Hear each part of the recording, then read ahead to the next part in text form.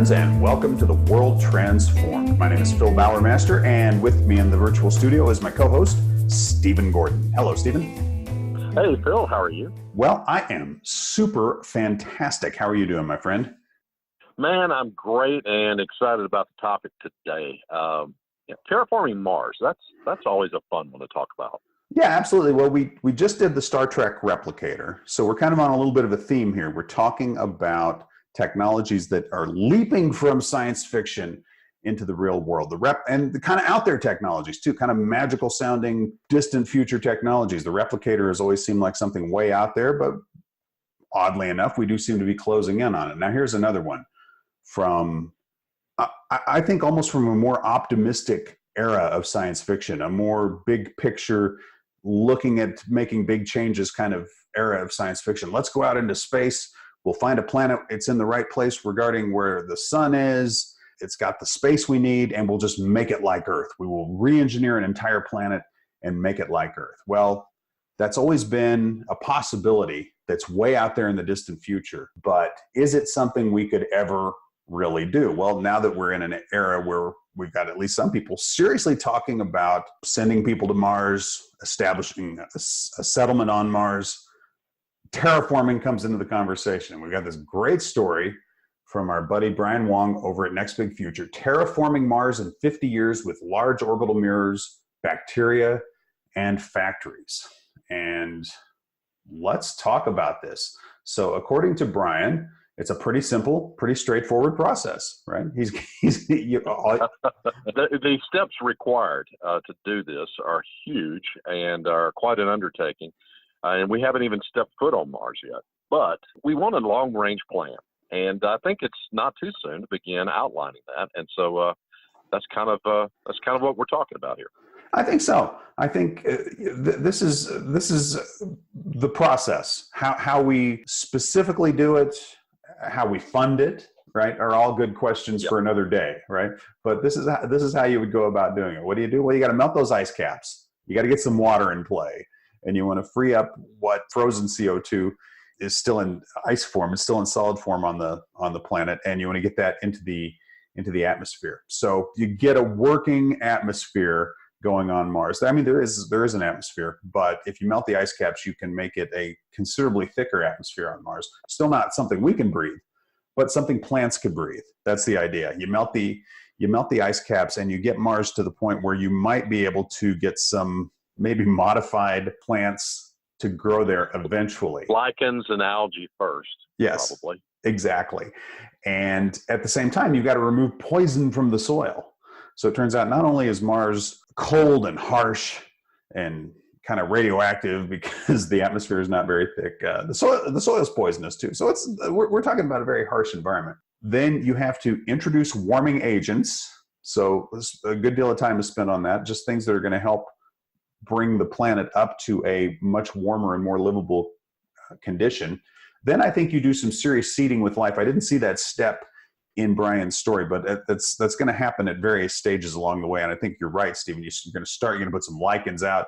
Then maybe later you're going to add some, I don't know what comes next, some ferns, some grasses. Eventually you're going to work your way up to trees, and you're going to have a full-blown ecosystem. And a great little side note, we're going to build domes while we wait. But basically it's a 50-year plan for getting Mars from what it currently is, which is basically death, right? I mean, it's Antarctica is Aruba compared to Mars, right? If you want to talk about I mean, that's not even fair, right? That gives Mars too much credit even to make that comparison. It's just a toxic, poisonous, deadly place, but much closer to Earth than any place else, right?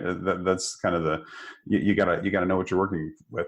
But the plan here is in 50 years, you could turn that cold, harsh hellhole of a planet into something where life as we know it, and eventually humans even, would be able to live. So 2 questions about this to kind of kick this off.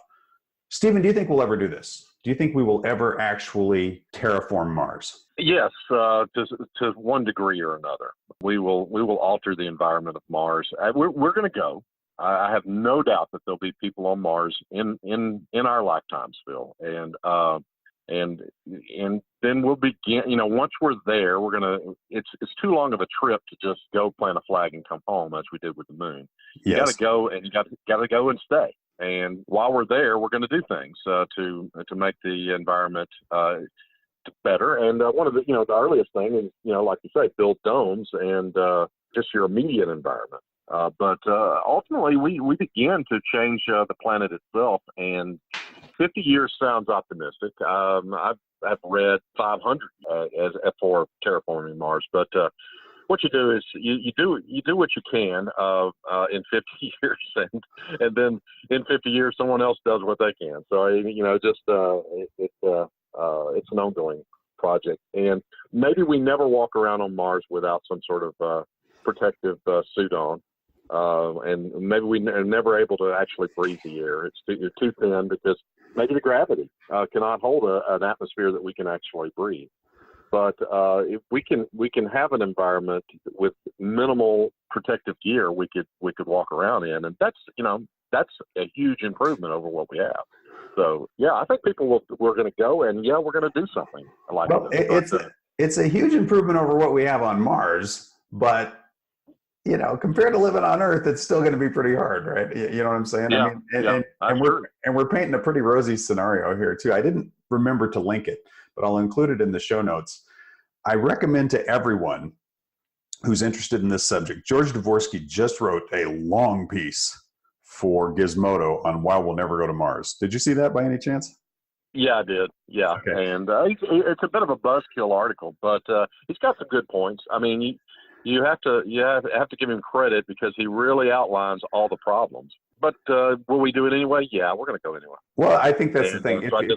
If you're serious about going, you need to. This is your checklist, right? It looks to me like it's like, well, you've got to overcome every single thing that George outlines in this document, and it is daunting. Okay, when you read his take on what we would have to overcome to go to Mars, and I think he takes that buzzkill approach because we always talk about headlines, right? We always talk about the clickbaity nature of headlines. Also, George, come on, he likes to take that contrarian kind of, ruin everybody else's good time. That's just how he is, that's just how that goes. But it raises very serious issues around parts of it that we don't ordinarily think of. First off, putting everything else aside, putting all the chemistry and the physics and the geoengineering aside, the economics of it is incredible, right? It's like, wow, just putting people on Mars, much less terraforming it. Although Brian has some ideas about the economics of it in his piece as well.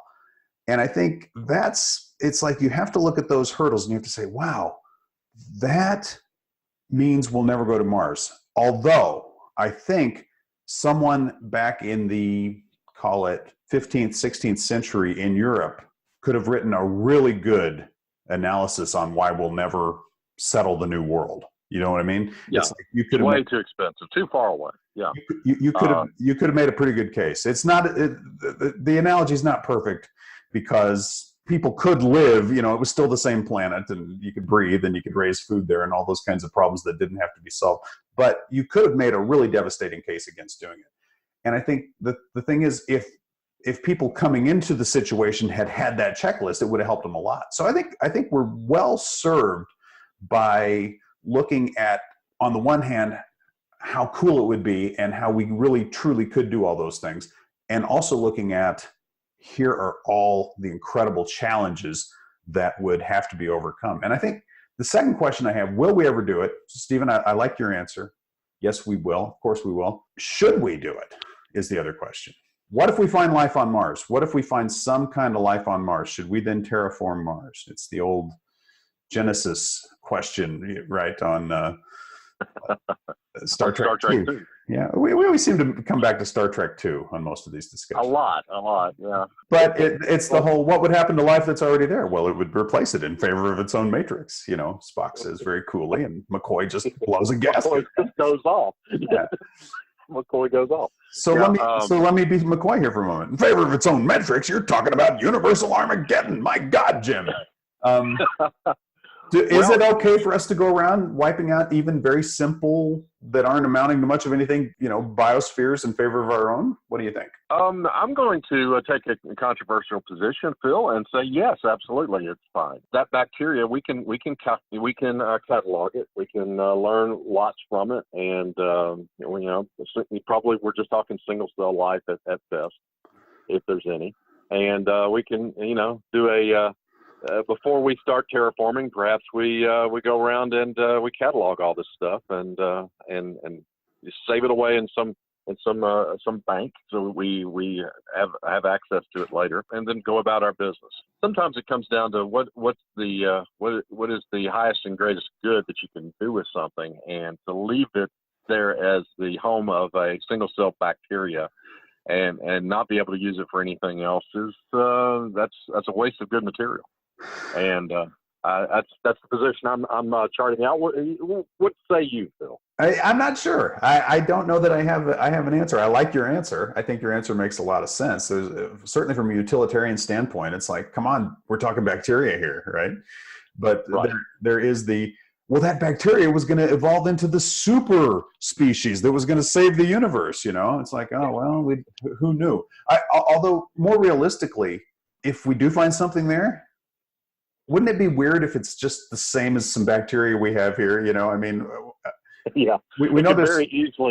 It could very easily be something that's so close to what we have back home that we're like, we can't differentiate it. Yeah, it's a variation, a Martian variation. So that would be one set of challenges. Like, well, we would want to preserve that.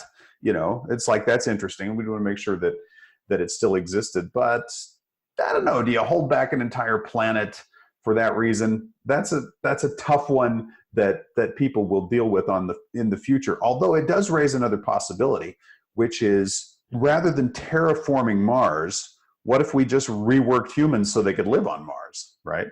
Or met it halfway. You know what I'm saying? So it's like you could make something. Well, yeah, you can't. I foresee no way that you could take us as a species and make us fit for Mars as it is today. We meet halfway, maybe, though. Unless you turn us into robots, still. I mean, you simply could not survive on Mars as it is today. No conceivable version of biological human could do that. But you could have a subset of Martian human that could breathe thin air and could get by better with lower gravity, things like that. Yeah, you could pursue that. I think that's a possibility. And if we were to do that, then it's possible that meeting Mars halfway with a new kind of humans, Martians, basically, right? Martian humans. You might do that and not actually cause any harm to what must be some very robust bacteria or whatever it is living on Mars, right? It's entirely possible. Right. In fact, it's possible that nothing we did would kill this stuff anyway. Right. Not even what Elon Musk is talking about. Yes. Well, I swear we're going to get to Elon Musk. I wanted to touch on one other idea before we go there, which is you mentioned robots, and the other possibility around the economics of this and around overcoming the hardships of getting to Mars in the first place is that maybe we don't have humans on Mars for quite some time. Maybe we do just have robots on Mars for quite some time. Maybe that's the way we get these terraforming projects going. Maybe that's the way we get the basic infrastructure in place with the domes and some of that kind of stuff. Mostly through automation, mostly through systems that we send there that put all this stuff in place, and then we show up later. It seems like that's one possibility.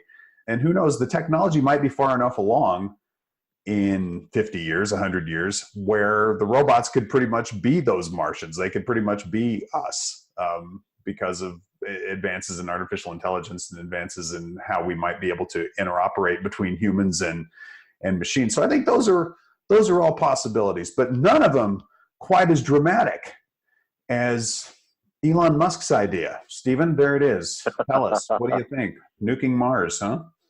Yeah, and of course, when everybody talks about that, it's like, are you crazy? And, crazy like a fox, maybe. First off, I want to say, it seems like everybody just overreacts.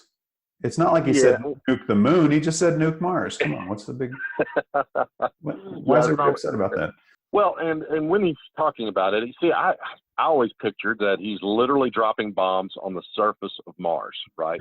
That's what I got when you say nuke Mars. That's what I'm getting. But that's not the plan. That's not what he would have in mind at all. He's talking about a continuous stream of very low fallout. I'm reading his quote here. Continuous stream of very low fallout nuclear fusion explosions above the atmosphere to create artificial suns. Much like our sun, this would not cause Mars to become radioactive any more than it already is, right? Right. I added that last part. So, he's talking about just throwing some nukes out just above the atmosphere, warming the place up a little bit. It's a nice day outside today, Phil. They're dropping some nukes above the atmosphere. And so, must be spring. Outside and enjoy it. Yeah. That sounds a whole lot less crazy to me than dropping a nuke on the ice cap, which is, I kind of had that in my head, and I've been disabused of that. That's not really what he has in mind at all. He's also talking about putting out a whole lot of solar reflectors in orbit above Mars, so that you can reflect that light back. Any light that's escaping from the that's going out away from Mars, you can reflect it back down on Mars when he set off one of these nukes. You can double up on the amount of good radioactive heat that you're putting down onto the surface just with some reflectors. And it seems like this is not quite as crazy as what I had in my head. The image in your head, I'm sorry. To me, I picture Elon Musk as Slim Pickens in Dr. Strangelove, just riding the bomb down to Mars and all the way down, taking the planet out. It's like, if I can't have it, nobody will. I'm going to just blow the planet up, right? But and that's not it. And it's not crazy. Let's drop bombs on the ice caps, but it is a big intervention. There's no question. It's a big geoengineering intervention. And I think it swings us back to the reality of Brian's plan here, right? We said here, 5 easy steps to terraform Mars. Step 1, melt the ice caps. Well, guess what? You got to do some big things to melt the ice caps if you're gonna that's right. kind of reasonable period of time. You have to you got a super deep freeze right now, and you're gonna have to heat that place up. And how do you do it? Well, probably the way the technology we have right now, if we had to do it, this is probably how we would do it now. This would be the way to do it. Yeah, absolutely. Yep. So I even like the headline. Looks like Elon Musk is serious about nuking Mars. And that's the thing. If we're serious about Mars, we're going to have to embrace big, dramatic ideas, completely changing the shape of a planet or completely changing what it means for some people anyway to be human, right? It's that level of stuff. We have to take on something that some people very reasonably are describing as essentially impossible in order for us to make that move to Mars. So I think even just as an intellectual exercise, all this talk about Mars is good for us. I think it's a very healthy discussion to be having. And I think it's good to have the debate about what if there's life there? What do we do? I think it's good to have the discussion about, would we send robots there? Why would we go there in the first place? These are all good conversations to have. And I think Mars helps it helps us to imagine. It helps us to imagine what is possible using technology. It helps us to imagine what we might be able to overcome if we put our minds to it. And it helps us to imagine what we might, in fact, ultimately become out there in the wider universe. So I think for all those reasons, those are good ideas. And yeah, I'll just ask the same question about nuking Mars, Stephen, that I did about terraforming in the first place. You think we'll ever do it? We're going to have to get past a lot of, we're going to have a lot of people get over their squeamishness about it. I'm less certain about that. I think that we're going to have to heat it up, and that seems like one of the best ways to do it.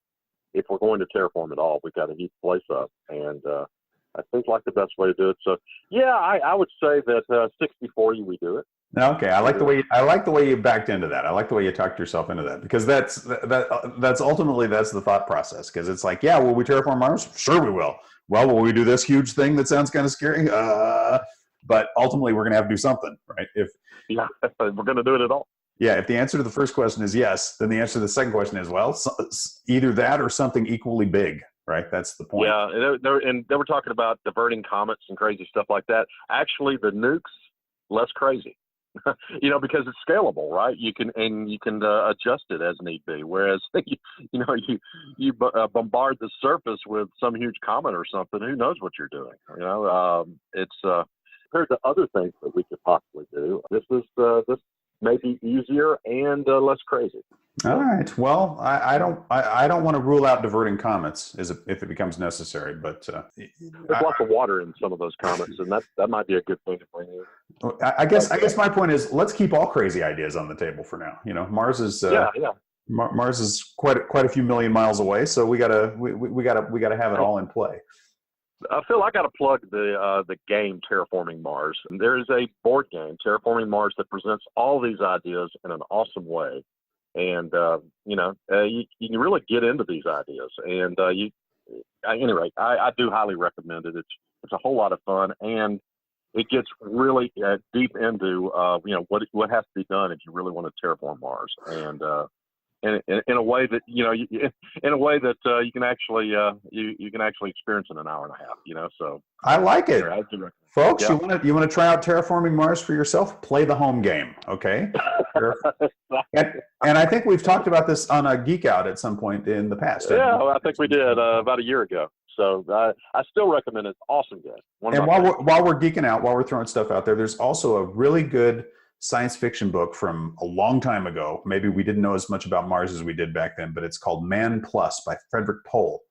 And the basic idea is that meeting Mars halfway notion of a highly modified human living on a partially terraformed Mars. So if you're interested in reading kind of the late 70s, early 80s take on what that might have looked like, good book. Okay, so you got a board game, you got a book, and you got the future of humanity to think about, folks. What else do you want from a podcast? Okay, I feel like we've done everything good we can. Stuff, Phil. That's good stuff. I feel like we've done what we can. All right, well, it's been great talking with you, Stephen. It's great having you all with us. We are going to be back very soon with another future-facing podcast looking at other technologies that are strangely coming true. Look forward to being with you all then. And until next time, live to see it.